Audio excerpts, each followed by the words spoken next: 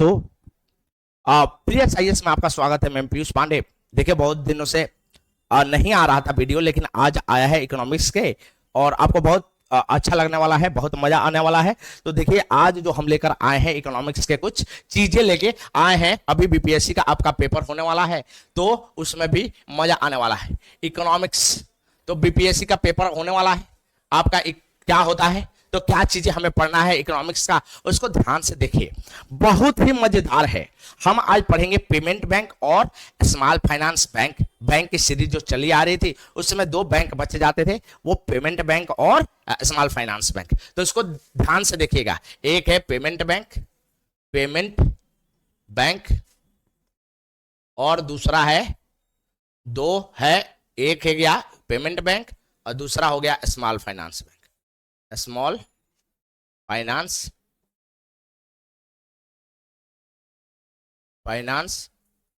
Bank क्या होता है? ये दो तरीके के बैंक क्या होते हैं, तो देखिए, भूटान बैंक और स्मॉल फाइनेंस बैंक क्या होता है, किस तरह से वर्क करते हैं, उसका कैसे स्थापना हो सकता है। तो ये कहानी है डिफरेंशिएशन बैंक की। इतिहास में हम देखेंगे तो हमारे पास कमर्शियल बैंक है, वाणिज्य बैंक है, आरआरबी है, रीजनल रूरल बैंक है। साथ में हम देखेंगे कि हमारे पास सहकारी बैंक था। अनुसूची बैंक में पेमेंट बैंक और स्मॉल फाइनेंस बैंक को ऐड किया गया था। तो जो ये स्मॉल फाइनेंस बैंक और पेमेंट बैंक, जिसको भुगतान बैंक बोला जाता है, ये कब आया? तो ये है कहानी 2014 का बेटा। 2014 से ये लाइसेंस देना प्रारंभ किया। किसने? आरबीआई ने लाइसेंस देना प्रारंभ किया स्मॉल बैंक और फाइनेंस बैंक को। 2014 से 2014 से ये आपको लाइसेंस देना आरबीआई ने प्रारंभ किया। ये जो पेमेंट बैंक है और स्मॉल फाइनेंस बैंक है, ये बना था एक कमेटी पे, और उस कमेटी का नाम था नचिकेत मोर कमेटी। नचिकेत मोर कमेटी।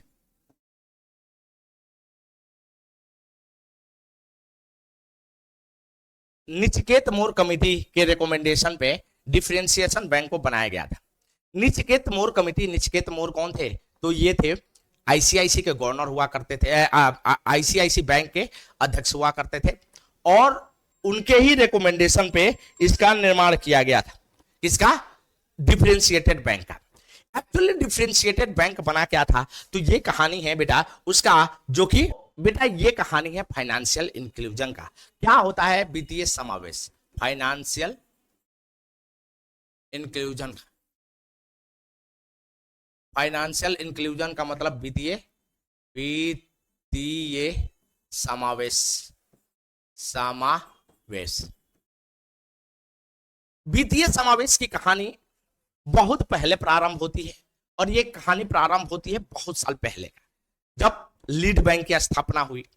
वित्तीय समावेश का क्या मतलब होता है, तो कम शब्दों में समझे तो वित्तीय समावेश का मतलब होता है लोगों के पास, लोगों को बैंक से जोड़ा जाए। भारत के हर व्यक्ति को, चाहे वो दूर कितना बैठा हुआ है, सारे व्यक्ति को बैंक से जोड़ना वित्तीय समावेश है। तो वित्तीय समावेश में ही आया था ये डिफरेंशिएटेड बैंक 2014 में, जब आरबीआई ने पहली बार पेमेंट बैंक और स्मॉल फाइनेंस बैंक को लोन देना, लाइसेंस देना प्रारंभ किया। तो वित्तीय समावेश मतलब लोगों को बैंक से जितना हो सके जोड़ने की जो कला था, उसको वित्तीय समावेश बोला जाता है। अब वित्तीय समावेश में बेटा 2014 में नचिकेत मोर कमेटी, नचिकेत मोर समिति ने, जो कि आईसीआईसी बैंक के अध्यक्ष हुआ करते थे, इन्होंने एक रिकमेंडेशन दिया था आरबीआई को, और आरबीआई ने 2014 में मान भी लिया। तब जाके ये दोनों का स्थापना हुआ, पेमेंट बैंक, भुगतान बैंक का, और स्मॉल फाइनेंस बैंक का। अब थोड़ा एक एक करके जानते हैं कि क्या है ये। पेमेंट बैंक को पहले जानते हैं कि क्या होता है पेमेंट बैंक। पेमेंट बैंक किसको बोला जाता है? पेमेंट बैंक किसको बोलेंगे? भुगतान बैंक किसको बोलेंगे? तो देखो बेटा, पेमेंट बैंक जो होते हैं, जैसे एयरटेल पेमेंट बैंक, ठीक है ना। अब इसका स्थापना कैसे होता है, इसको ध्यान से देखिएगा। तो पेमेंट बैंक का स्थापना करने के लिए कुछ प्रोसीजर है। कहा जाता है कि देखो, कम से कम 100 करोड़ की संपत्ति चाहिए पेमेंट बैंक को पेमेंट बैंक बनाने के लिए साथ में 100 करोड़ चाहिए। साथ में जो प्रोमोटर है, प्रोमोटर का मतलब होता है जिसने पेमेंट बैंक बनाया है, अब वो यदि उसके पास 100% शेयर है तो वो शेयर को 5 साल के अंदर में, 5 ईयर के अंदर में, 5 ईयर के अंदर में वो कितना लेकर जाएगा? 40% लेकर जाएगा, 40% लेकर जाएगा। साथ में हम देखेंगे कि नेक्स्ट 12 साल में, 12 साल में, नेक्स्ट 12 ईयर में ये जो है वो अपने शेयर को 26% तक उसको करना होगा। मतलब एक पेमेंट बैंक बनाने के लिए 100 करोड़ रुपए का पेड अप कैपिटल चाहिए, इतना निवेश करने के लिए चाहिए। साथ में जो प्रोमोटर होगा, जो संस्थापक होगा, संस्थापक को क्या करना होगा? शुरुआती दौर में जो बैंक का निर्माण करेगा, मतलब बैंक उसके 100% शेयर उसके पास है, उस अपने शेयर को 5 वर्ष में 40% तक लेकर आएगा, साथ में 12 साल में 26% लेकर आएगा। अब पेमेंट बैंक जो है वो पहले कहां काम करते हैं? तो बेटा पेमेंट बैंक जो है सबसे पहले ये काम करते हैं आपको गांव एरिया में, विलेज एरिया में, रूरल एरिया में, रूरल एरिया में। पेमेंट बैंक जो है वो रूरल एरिया में अपना विस्तार करता है, गांव एरिया में। साथ में शहर में केंद्र बना सकता है केवल, मतलब अर्बन एरिया में केवल क्या बना सकता है? अर्बन एरिया में केवल क्या बना सकता है? तो अपना केंद्र स्थापित कर सकता है, केंद्र स्थापित कर सकता है। कहने का मतलब है पेमेंट बैंक कहां बनेगा? तो गांव के एरिया में बनेगा, और शहर में क्या कर सकता है? तो अपने केंद्र स्थापित कर सकता है। ठीक है।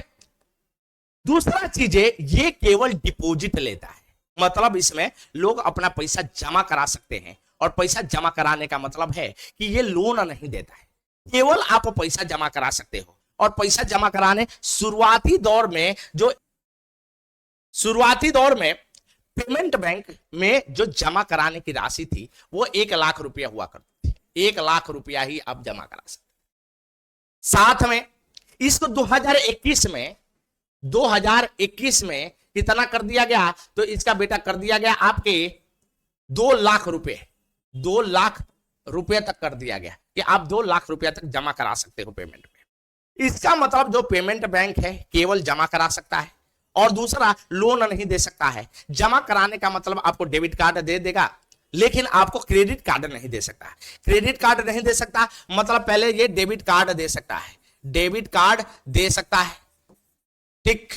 साथ में क्रेडिट कार्ड देगा तो नहीं देगा, क्रेडिट कार्ड देगा तो नहीं देगा। क्यों? क्योंकि ये लोन नहीं देता है, ये क्या करता है? केवल जमा कराता है, और जमा कितना? तो 2 लाख रुपया तक जमा करा सकता है। ठीक है।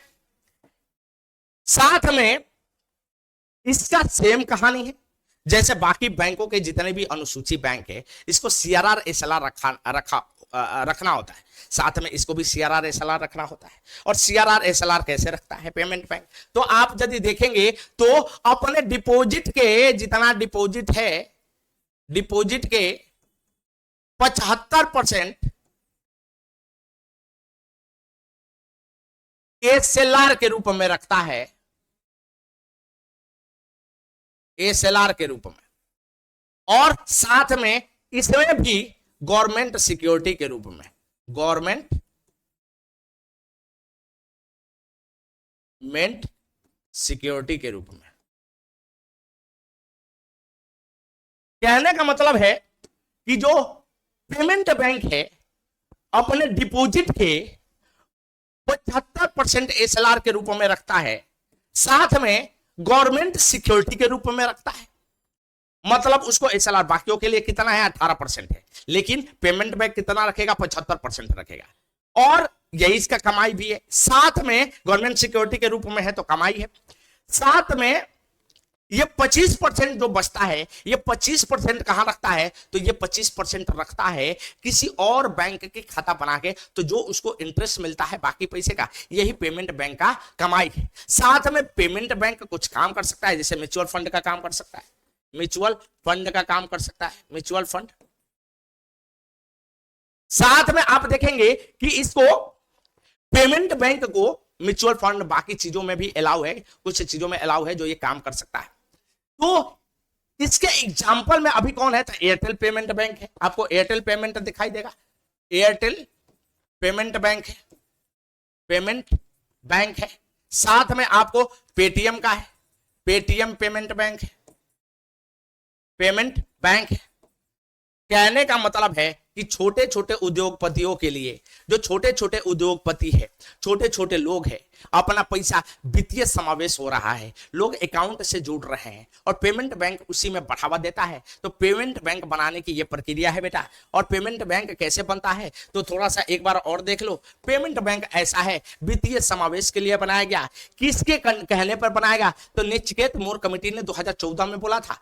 आरबीआई ने उसी के आधार पर पहली बार 2014 में जो पेमेंट बैंक और स्मॉल फाइनेंस बैंक को लाइसेंस देना प्रारंभ करी। साथ में आप देखोगे कि पेमेंट बैंक बनाने के लिए कितना चाहिए, तो 100 करोड़ रुपया चाहिए। जो प्रमोटर है, संस्थापक है, 5 साल में कितना कर देगा, तो 40% कर देगा। बाकी आपके 12 साल में 26% अपने शेयर को गिरा देगा, बाकी शेयर कोई और करेगा, और जो लेगा वो 10% से ज्यादा नहीं ले सकता है। साथ में ये गांव में काम करता है, शहर में काम नहीं करता है, और शहर में अपना केंद्र खोल सकता है।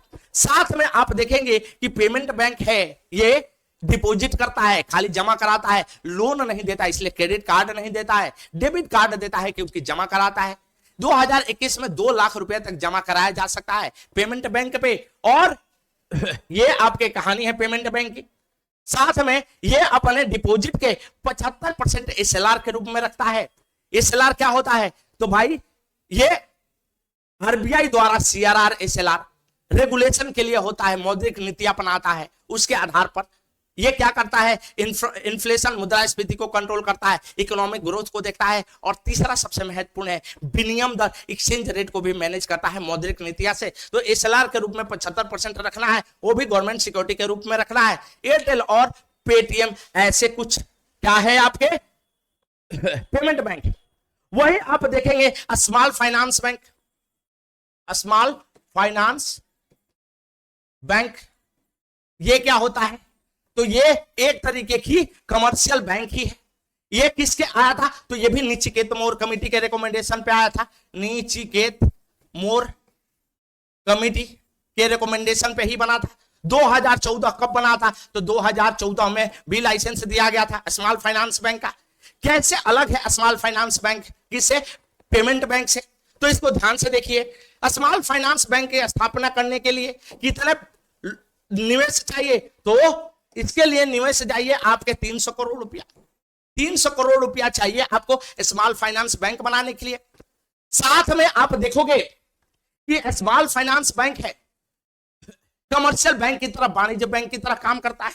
मतलब इसके भी प्रमोटर को 5 ईयर में कितना करना होगा, तो 40% अपने शेयर होल्डिंग को करना होगा।